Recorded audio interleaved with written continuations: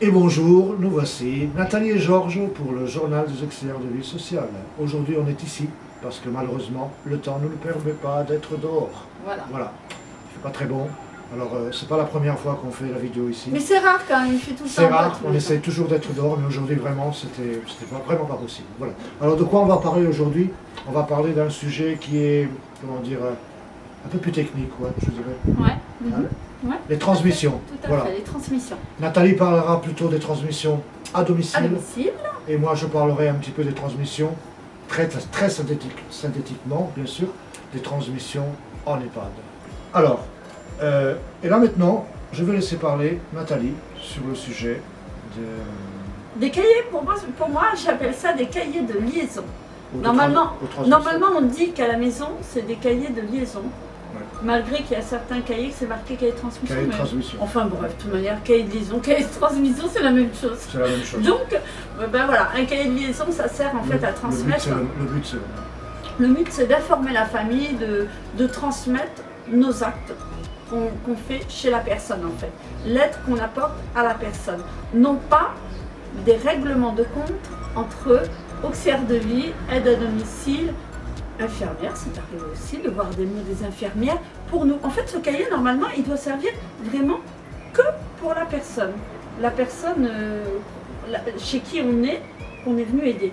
Donc, pourquoi qu'il y a des règlements de compte? Parce que j'en ai vu pas mal, et moi je trouve ça vraiment honteux, parce que la personne peut venir lire le cahier de liaison quand on n'est pas là. Certaines le lisent, certaines ne peuvent pas le lire, voilà. Mais certaines le lisent et elles doivent se dire, mais dis donc, qu'est-ce qui se passe entre elles? Ouais. Elles se chamaillent, elles ont des conflits entre elles, pas du tout professionnels. Alors qu'à la base, que ce soit à domicile ou en EHPAD, ça ne se passe pas de la même manière. Ça se passe comment en EHPAD? Les transmissions. En EHPAD aussi, il y a des règlements de compte. Par contre, en EHPAD, les transmissions, moi je dirais qu'il y a deux façons différentes de faire les transmissions. C'est la transmission orale et écrite. Voilà. Orale, ça se fait entre équipes. Ouais. Ça veut dire qu'il va y avoir un responsable de chaque secteur, soit de grande dépendance, du secteur Alzheimer, du secteur protégé, des étages, des personnes normaux entre parenthèses, où il va y avoir un soignant de chaque équipe qui va faire le point de la matinée. Normalement, se fait. Après, ça dépend des EHPAD. En plus, ça doit être clair. Oui. Les transmissions. Non, attends. Moi, je parle. Pour toi, pour les transmissions du matin, qui sont. Du matin, non. L'expérience que j'avais, c'est que les transmissions se faisaient vers 14 h. C'est-à-dire qu'il y avait eu tous les soins du matin pour qu'on puisse après parler de ce qui s'est passé pendant la matinée. D'accord, voilà. Ok. À quoi ça sert? À quoi ça sert? C'est juste de gribouiller ou ça sert vraiment à quelque chose? Ah non, ça sert vraiment à parler de chaque personne. On ne va pas parler des personnes qu'on n'a rien à dire, bien sûr. Pour dire ça ne veut rien dire, mais parler des problèmes qu'il y a eu pendant la matinée, bien sûr. Après, on a des transmissions ciblées. Les transmissions ciblées, c'est sur le soin qu'il faut porter à une personne spécifique. Voilà. Tout à fait. Ça par rapport aux transmissions orales. Après, on a les transmissions écrites. Normalement, les transmissions écrites. C'est ça qui est important en fait. Normalement, les transmissions écrites sont faites pour l'équipe du soir qui arrive. Parce que, sachant que dans les transmissions orales, il faut toujours qu'il y ait l'infirmier chef. Est-ce que tout le monde lit? Parce que moi, je vois à domicile, il n'y a pas beaucoup de personnes qui lisent les transmissions en fait. On le voit tout de suite, hein, parce que quand on n'est pas là le week-end, ou si on est absent, on est malade, on a l'auxiliaire qui nous remplace, qui va appeler pour dire « Ah ben alors Madame Intel, qu'est-ce qu'on lui fait à manger? Elle est diabétique, pas diabétique? Ou elle a le droit de nous génifier? » Là, tu parles à domicile. À domicile. Ouais. Donc ça veut dire que le cahier de transmission, de liaison sert justement à transmettre et à dire le bon déroulé de la journée et à signaler s'il y a un problème particulier avec la personne et les habitudes de la personne. Et malheureusement, encore une fois, souvent les cahiers ne sont pas lus en fait, et même par la famille. Hein. C'est rare, il y a la famille qui lit les cahiers, mais pas toutes les familles. Hein. Et normalement, c'est fait pour ça, pour les infirmières, voire le médecin. Mais bon, le médecin, lui, il lit le cahier des infirmières, généralement. Il lit rarement les nôtres. Mais après, Nathalie, je pense que c'est important aussi, parce que tu me parles des cahiers, c'est quelque chose qu'on écrit. Je pense que quand on écrit, il faut vraiment être, je dirais qu'il faut que ce soit visible. Bien sûr. Voilà, hein, il faut que ce soit clair, précis. Ouais. On n'est pas là pour juger, on ne fait pas de diagnostic, on n'est pas des médecins. Ok, on est, voilà. Et comme tu dis, surtout pas de règlement de compte. Pas de jugement. Voilà, pas de jugement non plus. On ne doit pas juger, on ne doit pas dire, bah oui, je pense que Madame Intel a telle maladie ou tel symptôme. Non, Ainsi comme ça ne sert à rien non plus de dire que je lavais un verre, une fourchette, une cuillère et j'ai passé la semaine dans la chambre. Non, finalement, on résume tout ça. On est très synthétique, on résume tout ça, bien sûr, parce qu'il faut quand même dire ce qu'on a fait, pour que la personne qui vient après, si un jour on va en vacances, ou si on est remplacé au dernier moment, si on est malade, qu'elle puisse avoir un suivi de ce qu'on fait. Voilà. Et puis sur ce cahier, normalement, on essaie de mettre un peu tout ce qui est nécessaire, l'âge de la personne, numéro de sécurité sociale, numéro de la mutuelle, bien sûr. Le docteur, le médecin de famille, le SAMU, les pompiers. En fait, un bon cahier de liaison, c'est super. Il peut même être coloré, on peut même le faire à la manière de la personne. On peut demander aussi à la personne de donner de la vie dans ce cahier de vie en fait. Hein. C'est un cahier de vie, un cahier de liaison. Donc de mettre des couleurs, des photos, des trucs comme ça, mais il faut que ce soit clair et net. Il ne faut pas que ce soit du gribouillis, il ne faut pas faire un discours de 3 pages pour raconter en fait que la personne on l'a couchée à telle heure et puis que ça s'est pas bien passé, qu'elle s'est levée. Parfois on voit des discours incroyables quoi.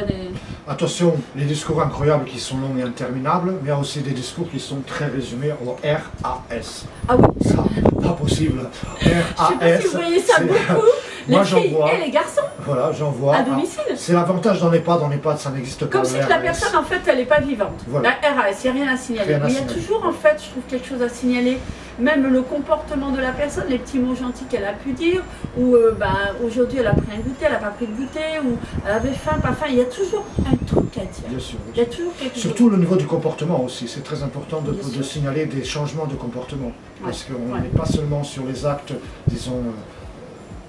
Basique, mais le comportement est très important pour signaler. L'humeur de la personne, si elle dort bien la nuit, si elle dort. N'oubliez jamais de signer et dater chaque jour aussi, parce que si d'un coup on signe, on date pas, on ne sait pas à quel jour. Attention que ce cahier de transmission peut être très important, mais vraiment très important, même en cas juridique.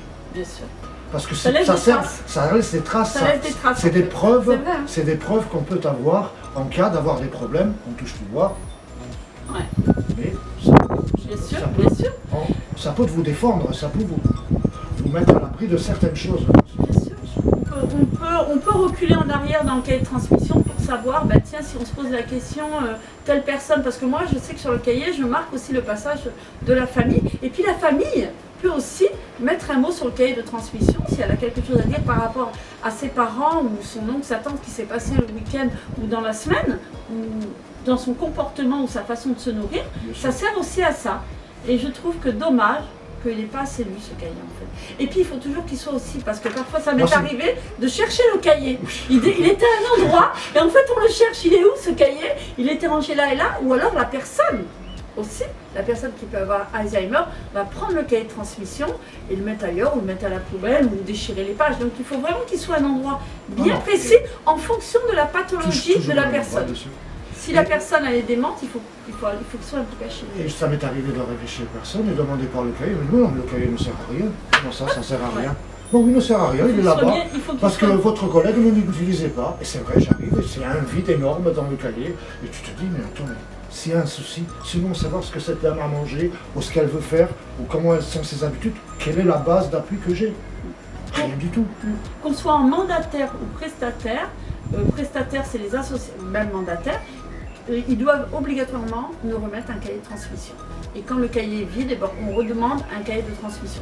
Ou alors, s'il n'y a pas possibilité de se déplacer ou d'aller le chercher, on achète nous-mêmes, on met des feuilles. L'idéal, c'est d'acheter, pas de mettre des feuilles volantes, un cahier à disposition à la suite de l'autre. Parce que sur l'autre, en fait, il y a le déroulement des mois aussi, ce qui s'est passé, pour voir l'évolution aussi de la pathologie de la personne, de son comportement. Là, je ressaute un petit peu sur les transmissions en EHPAD, c'est qu'on avait les orales, les écrites. Les orales sont très importantes parce que du coup, il y a toute équipe qui est réunie, les infirmiers, l'infirmier-chef, l'IDE, un soignant de chaque secteur. Et c'est très important parce qu'il y a un échange très important à ce moment entre les équipes. Souvent, on n'a pas très le temps en EHPAD, ça va très vite, on le sait. Et cet échange est très important, même entre parenthèses, je veux dire ça, pour pouvoir vider son sac. parce que c'est très important aussi des fois de dire des choses qu'on ne peut pas dire devant les autres, et le dire en équipe c'est bien plus facile. C'est très important aussi parce que finalement pendant cette période-là on peut mettre des choses au point, on peut faire des petites des petites formations, des mini-formations qui sont très actualisées par rapport par exemple quand on était en période de canicule, rappeler les bons gestes à avoir en période de canicule, etc. C'est très important aussi pour faire exactement ce que je disais, avoir un suivi de la pathologie de la personne, savoir si la personne est en retard de sel, voilà, tout ce qu'il faut mettre au point, parce qu'après normalement, chez nous il y avait un aide-soin, c'est un programme d'ordinateur où on met toutes les données dedans, et l'ordinateur gère la personne et gère tout ce qu'il y a à faire ensuite. Les transmissions ciblées, voilà, bien sûr pour se centrer sur le problème de santé d'une certaine personne aussi, c'est très important aussi. Voilà. Après, un cahier de bord, un cahier de vie en fait. Bien sûr. Un cahier de transmission. Mais il doit ne concerner que la personne. Il ne doit pas concerner l'oncle, la tante de la personne. Après les transmissions, on n'est pas toujours, bien sûr, les transmissions, je dis aux orales, les écrites bien sûr. C'est pourquoi écrite, parce qu'on va mettre toutes les infos sur l'ordinateur pour que l'équipe qui vient après prendre le relais puisse voir ce qui s'est passé pendant la journée. Ce qui n'arrive pas très souvent. C'est l'avantage surtout des transmissions orales, on est obligé à écouter, que transmissions écrites, les gens des fois se disent « Ah, je connais déjà la personne, etc. Tout s'est bien passé. » Non. Dans un EHPAD, les choses changent du jour au lendemain. Voilà. C'est très important d'aller voir, avant de prendre le boulot, prendre une demi-heure, et cette demi-heure, elle est inclue dans votre temps de travail, attention, pour voir les transmissions écrites, surtout quand les équipes de nuit prennent le relais, parce qu'ils sont plus seuls, ils n'ont pas une équipe, toute une équipe pluridisciplinaire. Normalement, ils sont 3 ou 4 maximum, et s'ils n'ont pas cet appui, ils ne savent pas ce qui s'est passé pendant la journée, la nuit peut être très compliquée. Voilà. En fait, c'est important pour le bien-être, encore une fois, de la personne chez qui on va. À domicile ou en EHPAD. Bien sûr, cette transmission écrite aussi, j'ai déjà vu beaucoup de règlements de compte entre équipe et contre-équipe, entre équipe du jour et équipe du soir. Voilà, pareil, voilà, pensez que le cas de lésion est très important en cas de problème, c'est une manière de vous défendre. Pensez par exemple à quelqu'un qui a un souci, une pathologie, où vous n'allez pas la signaler, par exemple, un tout exemple, et ça peut vous retomber dessus. Il faut écrire, tout écrire. Voilà, c'était sur le cahier de liaison de transmission. Moi, je finis par une bonne nouvelle pour la prime. C'est pas tout le monde. Mais j'ai appris que le département du Nord a annoncé qu'il donnerait une prime de 514 € pour toutes les aides à domicile dans le département du Nord. Donc pour le 31 août, je l'ai marqué ici, en fait 3,5 millions d'euros seront versés par le département du Nord pour les aides à domicile. Toutes les aides à domicile et en fait tout ce qui entoure. Vive le Nord. Voilà, à partir du 31 août, ils auront 514 €. Donc vive le Nord. J'ai envie de dire ça. Bientôt le Sud. J'ai envie de dire ça, c'est le Nord.